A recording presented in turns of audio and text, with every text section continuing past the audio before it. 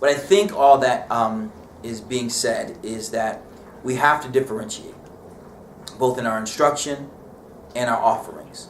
We cannot expect that all children are going to identify with a text that is given on the same day, in the same way, to all children.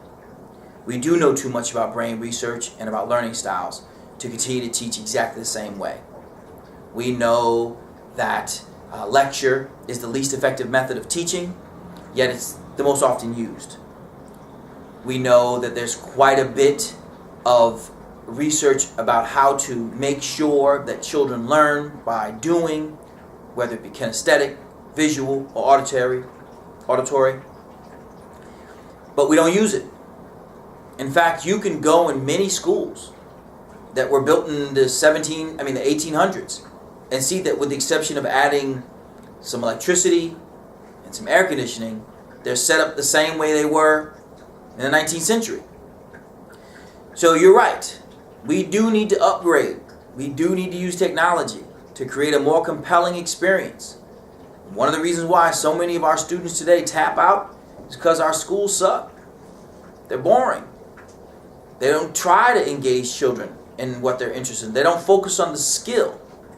So instead of teaching a child how to find the theme of a story, we teach them all the same story and tell them what the theme is.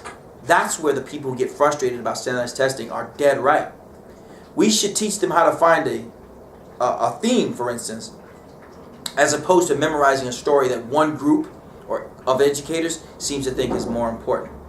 We keep reading books that were written 20, 30, 40, 50, 100 years ago or more without even tipping a hat to modern literature. We act like all the great books have all been written, and there are no great books to be written. And so you'll look in many students' books, black, white, Latino, Asian, other, and their book bags have books in them. They're reading books. They might be reading Diary of the Wimpy Kid or some of the Dragon books, and these are boys who are reading. Boys of all colors. They might be reading Harry Potter. They might be reading the Chronicles of Narnia. We don't teach any of those. We don't even try. And these are dense books. These books are 300, 400 pages, and these kids are reading them for pleasure. And we can't get them to read an article. And the reason is because we keep making them read the stuff that we had to read. And we didn't want to read it. The only people who read the stuff that we teach in most English classes are the English teachers, if they even read them. This stuff is old and played and boring, and it's not, I repeat, not necessary to be successful in college or life.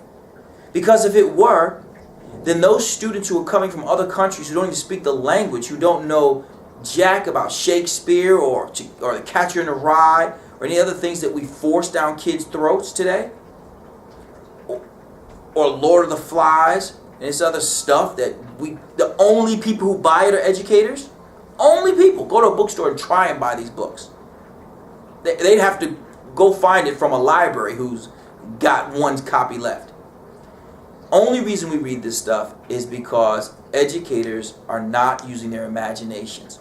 We want children to learn skills. Skills, not about specific books.